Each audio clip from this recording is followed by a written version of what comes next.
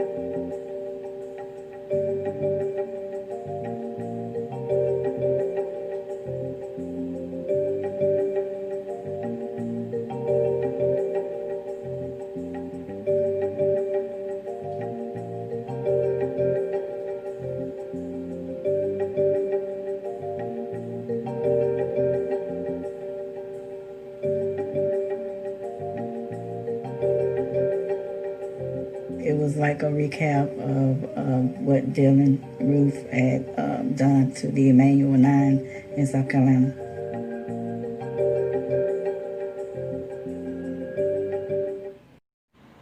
Greetings, ladies and gentlemen. Welcome to Black World TV, the new black media, black by popular demand. Family, this video is about a 17-year-old Georgia girl who was sentenced to juvenile detention for plotting to attack a black church. Sound familiar? A 17-year-old Georgia girl has been sentenced to 4 years in juvenile detention over her plot to attack a predominantly black church last year. CNN reports that the teen, who is not named since she is still a minor, was arrested in November 2019 when her plan to kill members of the historically black church was discovered by authorities.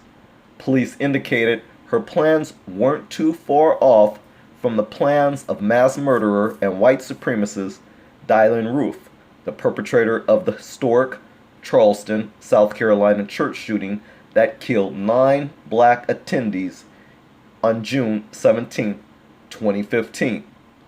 Quote, "I'm truly sorry for what I've done," unquote, the teen said in court on Thursday.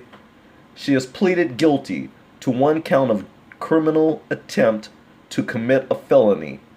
She will be committed to the Department of Juvenile Justice for 4 years and will face 10 years of probation for the foiled plan.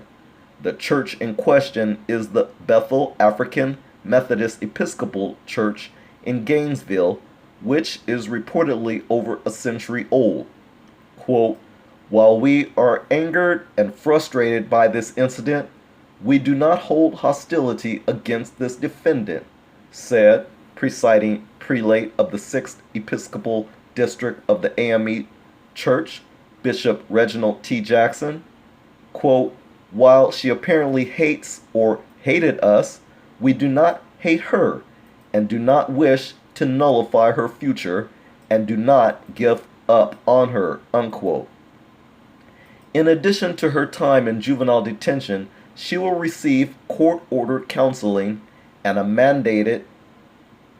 mandated to issue an apology letter to the church.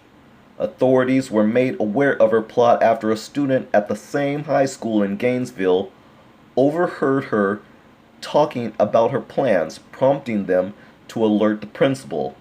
Officials say her notebook included writings about her idea to attack individuals at a black church, while a t-shirt found in her backpack read, quote, "Free Dylan Storm Roof," and featured swastikas on the sleeves.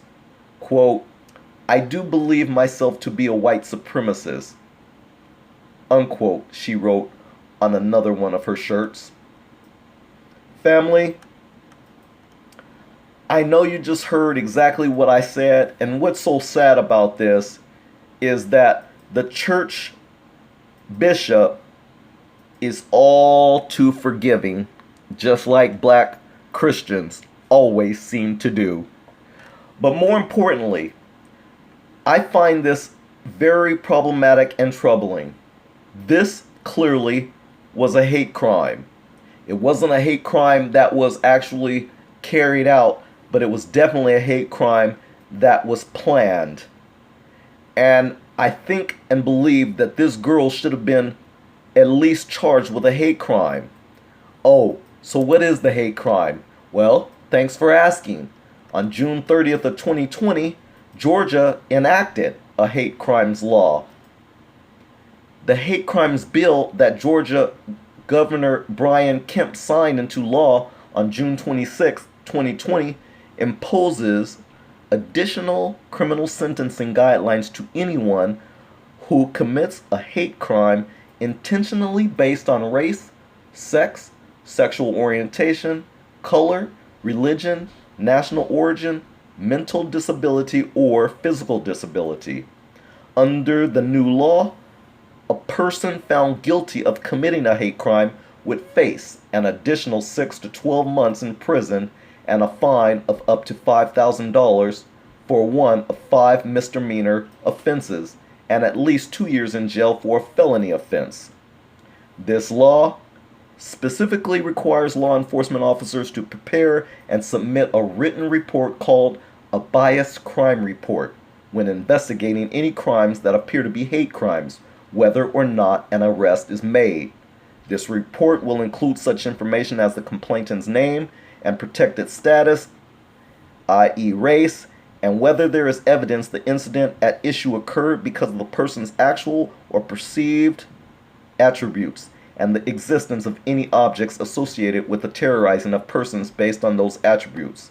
The fact that an aggressor and a victim are of different races or other protected classes, however, should not mean the hate crimes law automatically applies. So again, what's interesting is how she only pleaded guilty to one count of criminal attempt to commit a felony, and there's no hate crimes attached to this. That I find very, very problematic. Have you noticed that in racist white America that they never seem to want to charge white people with hate crimes? But if a black person looks at a white person the wrong way and says that honky or some crazy term, they automatically want to charge us with a hate crime. Have you noticed that? It's very hard for white people to be charged with a hate crime when it's so obvious that they're committing hate crimes against us. It's like, why in the hell do you guys even have them written on the books? Just to collect dust? But nonetheless, very problematic that she only is charged with the one count of criminal attempt to commit a felony. She was trying to commit a mass murder, a mass shooting, just like her idol, Dylan Roof. She was trying to mimic exactly what he did. And it's interesting, too, how this black church was so willing to forgive her and how they have no hatred towards her.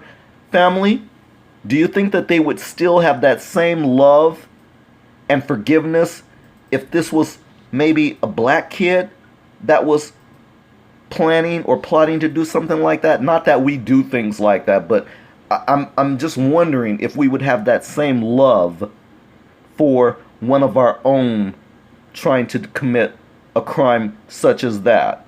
I mean, would we be willing to want to nullify their future and, forgive them so easily if they were our very own carrying out acts like this? That's the question. I highly doubt it. We have this Stockholm syndrome, this love for white people that's so dangerous to our well-being and health. It is mind-boggling to me. It's mind-boggling to me. But anyways, that's my opinion. You tell me yours. The comment section is there just for you. This is Black World TV, the new black media. Black, by popular demand. We'll see you in the next video. Peace out.